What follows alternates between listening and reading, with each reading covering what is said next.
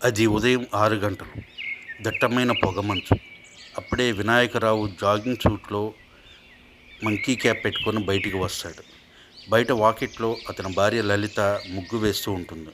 ఆమెను చూస్తూనే వినాయకరావు, "ఏమోయ్! జాగింగ్‌కి వెళ్ళొస్తా" అనగానే, "సరేనండి" అని, "ఇవాళైనా జాగింగ్ మాత్రమే చేసి రండి" అనగానే వినాయకరావు, మాకు తెలుసులే, నువ్వు ముగ్గేసుకో" అని, "అన్నీ వీళ్ళకే కావాలి" అని జాగింగ్ చేసుకుంటూ వెళ్తూ ఉంటాడు. ఇంతలో సడన్గా వెనక్కి తిరిగి చూసి రన్నింగ్ చేయడం మొదలుపెడతాడు.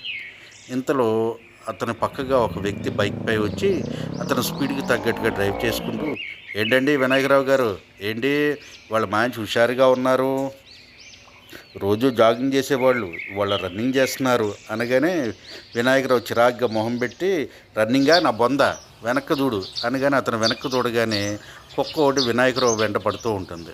వెంటనే వినాయకరావు, "ఈ దిక్కుమాలిన కుక్క ఒకటి రోజు నా వెంటే పడుతుంది, నేను తప్ప ఇంకెవరు దొరకలేదా దీనికి" అంటుండగా ఆ వ్యక్తి బైక్ యాక్సిలేటర్ రేజ్ చేసి అక్కడి నుండి వెళ్ళిపోతాడు.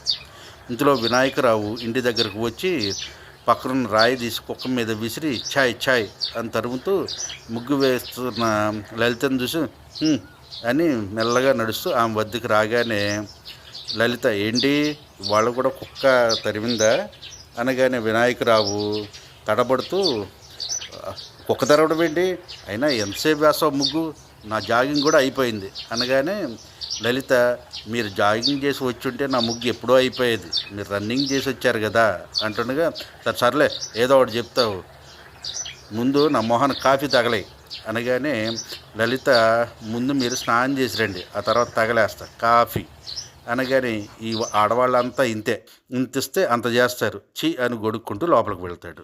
వినాయకరావుది బట్టల వ్యాపారం, ఒక మధ్యతరగతి జీవితం. అతని భార్య లలిత, వారికి ఒక కొడుకు ఒక కూతురు. కొడుకు పేరు ప్రణీత్, కూతురు రమ్య. లోపలికి రాగానే వినాయకరావు కుర్చీలో కూర్చుంటాడు.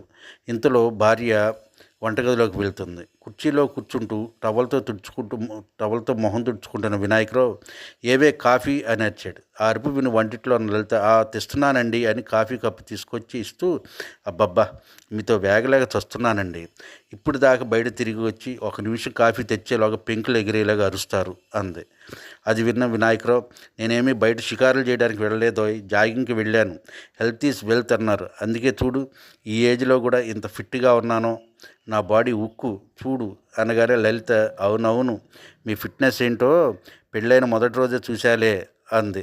"పెద్దగా అరవకే, ఎవరైనా వింటే నా పరువు పోతుంది" అంటాడు వినాయకరావు.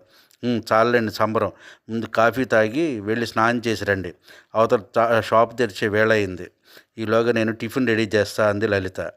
అన్నట్టు అబ్బాయి ఏడే అనగానే, "ఇంకా లేవలేదా" అన్నారు వినాయకరావు. అది వింటున్న లలిత మొహం మారిపోయింది. విషాదవదనంతో, "రాత్రి కూడా ఇంటికి రాలేదు, వాడు ఎక్కడ తాగి పడిపోయాడనని భయంగా ఉంది, వాడిని చూస్తుంటే భయంగా ఉందండి, వాడిని ఇలాగే వదిలేస్తే ఏమైపోతాడో ఏంటో" అంది లలిత కళ్ళు తుడుచుకుంటూ. "నిజమేనే, నాకు బాధగానే ఉంది, బిడ్డల్ని కని పెంచగలం కానీ వాళ్ళ తలరాతలను రాయలేం, వాడు ఇప్పటికే ఆ అమ్మాయిని మర్చిపోలేకపోతున్నాడు, ఏం చేద్దాం, అంతా పైవాడి దయ" అన్నాడు వినాయకరావు.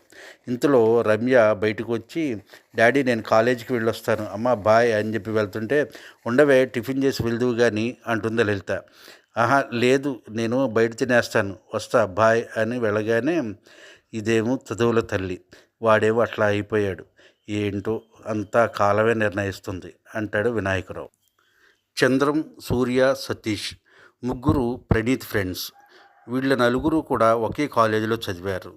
సూర్య, చంద్రం, సతీష్ ముగ్గురు బ్యాచిలర్స్, ఉద్యోగ వేటలో ఉన్నారు. వీళ్ళు ఒక టీ స్టాల్ దగ్గర టీ తాగుతూ ఉండగా ఇంతలో ఒక వ్యక్తి అక్కడికి వచ్చి, "బాబు, ఆ ప్రణీత్ మీ ఫ్రెండే కదా, అతను బీచ్ ఒడ్డున పడిపోయి ఉన్నాడు" అని చెప్పి వెళ్ళిపోగానే వెంటనే ముగ్గురు ఒకళ్ళ మొహాలు ఒకళ్ళు చూసుకొని గబగబా అక్కడి నుంచి పరిగెత్తుతారు. వాళ్ళు పరిగెత్తుకుంటూ బీచ్ వద్దకు వచ్చేసరికి బీచ్ ఒడ్డున ప్రణీత్ పడిపోయి ఉంటాడు. అతని యొక్క బట్టలు అస్తవ్యస్తంగా ఉంటాయి. అతని పక్కన మందు బాటిల్స్ ఖాళీగా ఉన్నవి కనిపిస్తాయి. అతను చూస్తూనే గబగబా వెళ్ళి అతను లేపి, "అరే ప్రణీత్, లే, ఏంట్రా ఇది ఇలా అయిపోయావు, పదరా ఇంటికి వెళ్దాం పదరా అంటుండగా, ఏ నేను రాను, ఏ పో ఎవరు మీరు అని మత్తులో ఏదో మాట్లాడుతూ ఉంటాడు ప్రణీత్. అరే ప్లీజ్ రా లేవరా వెళ్దాం రా అని చెప్పి బలవంతంగా అతన్ని భుజాల మీద తీసుకొని మెల్లగా తీసుకువెళ్తూ ఉంటారు. మానస చాలా అల్లరి పిల్ల, దూకుడు స్వభావం, ఎప్పుడూ సరదాగా ఉంటూ అందరినీ ఆట పట్టిస్తూ ఉంటుంది. మోడ్రన్ భావాలు అధికం. Manasa group of companies MD Purushottam గారి ఏకైక కుమార్తె. ఆయన గారాల పట్టి. తల్లి వసుంధర. మానస ఎంఏలో సోషియాలజీ చేసి దాని మీద థీసిస్ ఒకటి చేస్తూ ఉంది. వాళ్ళు కొత్తగా వినాయకరావు వాళ్ళ ఇంటి పక్కకి అద్దెకొచ్చారు. ఇంట్లో అన్నీ సర్దుతూ ఉండగా తల్లి వసుంధర మానసాన్ని పిలిచి, ఏవే ఇక్కడ దీపం పెట్టాలి, అగ్గిపెట్టి ఎక్కడుందో చూడు అనగానే మొత్తం ఇల్లంతా వెతుకుతూ ఇక్కడేం లేదమ్మా, అయ్యో తేవడం మర్చిపోయానే ఇప్పుడు ఎలా అనగానే, ఉండమ్మా ఇప్పుడే వస్తాను అని చెప్పి మానస బయటకు వస్తుంది. పక్కన వినాయకరావు వాళ్ళ ఇంటి వైపు చూసి వాళ్ళ ఇంట్లోకి వెళ్ళి తలుపు కొడుతుంది. ఈలోగా వినాయకరావు అతని భార్య లలిత బయటకు వస్తారు. వాళ్ళని చూస్తూ నమస్తే అండి అంటుంది. నమస్తే అమ్మ, నువ్వు అనగానే, నా పేరు మానస అండి, పక్కింట్లో కొత్తగా వచ్చాము, పాలు పొంగిద్దామంటే అగ్గిపెట్టలేదు, కొంచెం అగ్గిపెట్టిస్తారా అనగానే, ఓహో ఉండమ్మా ఇప్పుడే తీసుకొస్తాను అని చెప్పి లలిత వంటగదిలోకి వెళ్ళి గబగబా వచ్చి అగ్గిపెట్టిస్తుంది. ఇంతలో చంద్రం, సూర్య, సతీష్లు ప్రణీతిని తీసుకొని అక్కడికి వస్తారు. అతన్ని చూస్తూనే లలిత మరియు వినాయకరావులు కంగారు పడుతూ, అరే ఏమైందిరా అంటుండగా ప్రణీత్ ఒక్కసారిగా అక్కడ వామిటింగ్ చేసుకుంటాడు. అది చూస్తూనే మానస చిరాగ్గా మొహం పెట్టి అతని వైపు అసహ్యంగా చూస్తుంది.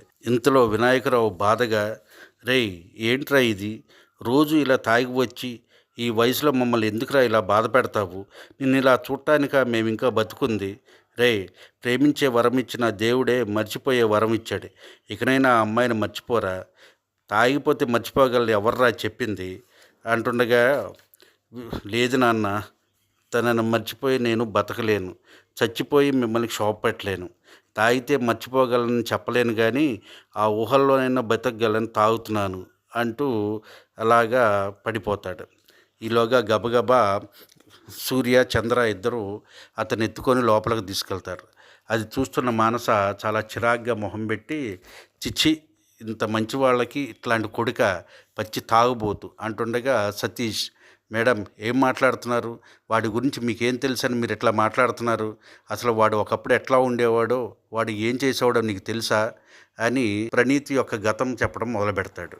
ఫ్రెండ్స్, ఈ ప్రియా నన్ను చేరరావా పార్ట్ 1 కనుక మీకు నచ్చినట్లయితే దయచేసి మీ యొక్క అభిప్రాయాలను కామెంట్ల రూపంలో తెలియచేయండి. అలాగే నెక్స్ట్ పార్ట్ కోసం దయచేసి మా ఛానల్ని సబ్స్క్రైబ్ చేసి నోటిఫికేషన్ బార్ని క్లిక్ చేయండి. తద్వారా నెక్స్ట్ ఎపిసోడ్స్ అన్నీ కూడా మీకు డైరెక్ట్గా మీరు వినొచ్చు. మళ్ళీ నెక్స్ట్ పార్ట్లో కలుద్దాము. అంతవరకు టేక్ కేర్, బాయ్ బాయ్.